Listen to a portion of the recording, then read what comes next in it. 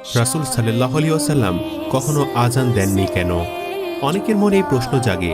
রাসূলুল্লাহ সাল্লাল্লাহু আলাইহি ওয়াসাল্লাম নামাজের জন্য আজান দিতে বলেছেন, কিন্তু তিনি কেন কখনো আজান দেননি?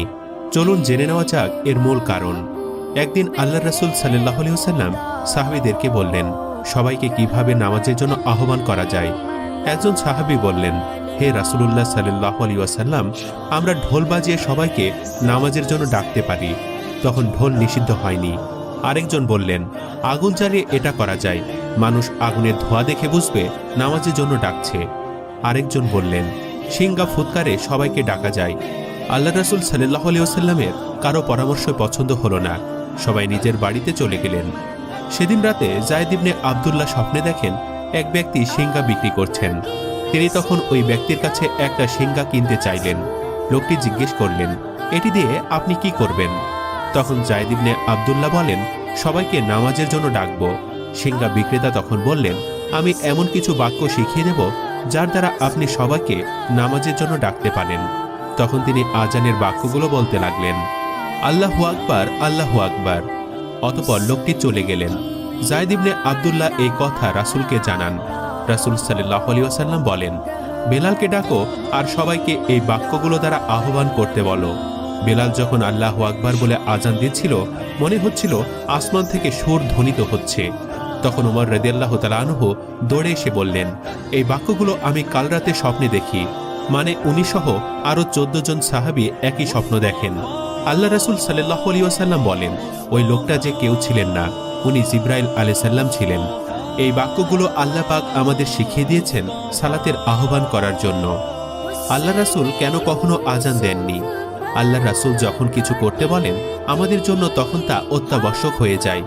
আল্লাহ রাসূল সাল্লাল্লাহু আলাইহি সাল্লাম যদি আজান দিতেন, তবে সেখানে তিনি বলতেন, হাইয়া আলাস সালাহ, অর্থাৎ নামাজের জন্য এসো। তখন যদি কেউ এই আহ্বান শুনে মসজিদে না গিয়ে ঘরে নামাজ আদায় করে, তবে সে কবিরা গুনাহে লিপ্ত হবে। আবার আজানে বলা হয়, আশহাদু আন্না মুহাম্মাদুর রাসূলুল্লাহ, অর্থাৎ আমি সাক্ষ্য দিচ্ছি যে মুহাম্মদ সাল্লাল্লাহু আলাইহি ওয়াসাল্লাম আল্লাহর রাসূল। এক্ষেত্রে উনি নিজে নিজের সাক্ষ্য দিবেন কিভাবে? ওনার এই সাক্ষ্যদানে হয়তো অনেকে ভাবত যে উনি হয়তো অন্য কোনো রাসূলের কথা বলছেন। রাসূল সাল্লাল্লাহু আলাইহি ওয়াসাল্লাম নিজের উম্মতের কথা ভেবে আজান দেননি। কোন কোন মুহাদ্দিস বলেছেন, রাসূলুল্লাহ সাল্লাল্লাহু আলাইহি ওয়াসাল্লাম বলেছেন, ইমাম হলেন দায়িত্ব গ্রহণকারী আর মুয়াজ্জিন হলেন সংরক্ষক। মুসনাদে আহমদ। এই হাদিস দ্বারা বোঝা যায় ইমাম ও মুয়াজ্জিনের দায়িত্ব ভিন্ন ভিন্ন। যেহেতু মুহাম্মদ সাল্লাল্লাহু আলাইহি সাল্লাম ইমামতি করতেন, তাই তিনি আজান দিতেন না। তাছাড়া ইমামতির দায়িত্ব মুসলিম উম্মার অভিভাবক হিসাবে তার জন্য নির্ধারিত ছিল।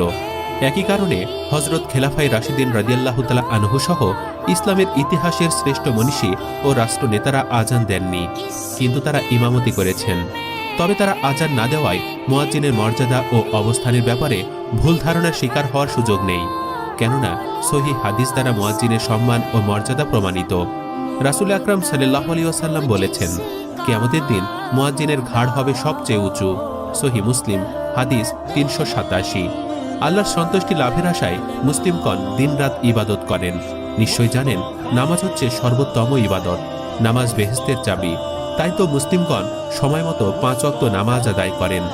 মসজিদে আজান দেওয়ার মাধ্যমে সমগ্র মুসলিমকে নামাজের জন্য আহ্বান জানানো হয়।